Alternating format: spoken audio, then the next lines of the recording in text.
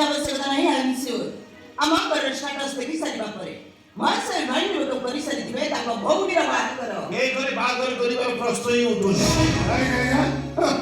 ଅସୁବିଧା କ'ଣ? ଏତେ ବଡ଼ ଆଲେକ୍ସାଣ୍ଡର ବଙ୍ଗଲୋ, ସବୁ ରୁମ୍ରେ central AC, latrine bathroom AC, switch ଟିପିଲେ ଗରମ ପାଣି, ସୁଇଚ୍ ଟିପିଲେ ଥଣ୍ଡା ପାଣି। ମୋ ଭଉଣୀ ଘର ଦ୍ୱାରା ଷ୍ଟାଟସ୍କୁ ବିବାହ କରିବନି। ଭାଇ ମୋ ଭାଇ ତ ଦେଖିବାକୁ ଅସୁନ୍ଦର ନୁହଁ, ତା ଛଡ଼ା ସେମାନେ ପରସ୍ପର ଘର ବାନ୍ଧି ଗାଡ଼ିନ ହିସାବରେ ସେମାନଙ୍କ ଇଚ୍ଛାକୁ ସ୍ୱୀକୃତି ଦେବା ଆମର କ'ଣ କର୍ତ୍ତବ୍ୟ ନୁହଁ? ବଡ଼ ଭାଇ ହିସାବରେ ମୋ ସାନ ଭଉଣୀ ପ୍ରତି ମୋର କର୍ତ୍ତବ୍ୟ କ'ଣ ସେଇଟା ମୋତେ ବେଶ ଭଲ ଭାବରେ ଜଣାଅଛି।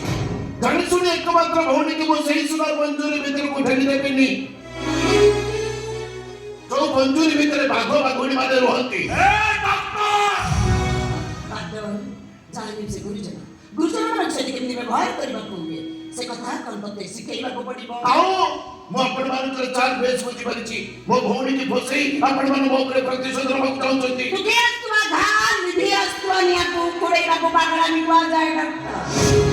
ମୋ କଥା ମାନଙ୍କୁ ଭଲରେ ଭଲରେ ସେମାନଙ୍କର ବାହାଘର କରିଦିଅନ୍ତୁ।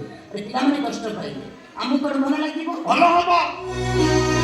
ଦିନରେ ସ୍ୱପ୍ନ ଦେଖିବା ଛାଡ଼ି ଦିଅ। ଏ ବାହାଘର ହେଇପାରିବନି, ଏଇଟା ମୋର ଫାଇନାଲ ଡିସିଜନ। ମୁଁ କହୁଛି ମୋ ବାହାଘର ଏଇଠି ହବ, ବାଦଲଙ୍କ ସହିତ ହବ। ଏଇଟା ବି ମୋର ଫାଇନାଲ ଡିସିଜନ।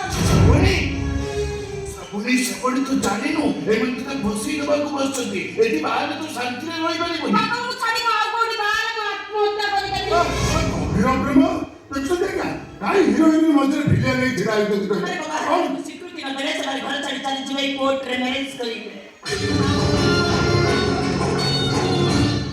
ଆପଣଙ୍କ ଭଉଣୀ ଘରେ ରୁଚି ଚାଲି ଆଉ କାହାକୁ ମ୍ୟାରେଜ କରିଛି ଏ କଥା ଜଣା ପଡ଼ିଲା ପରେ ମାନ ସମ୍ମାନ ରହିବ ତ? ମୋ ଭଉଣୀକୁ ମୁଁ ବେଶ ଭଲ ଭାବରେ ଜାଣିଛି। ଆପଣମାନେ ସମସ୍ତେ ମିଳିମିଶି ତା ମୁଣ୍ଡଟାକୁ ଖରାପ କରିଦେଇଛନ୍ତି।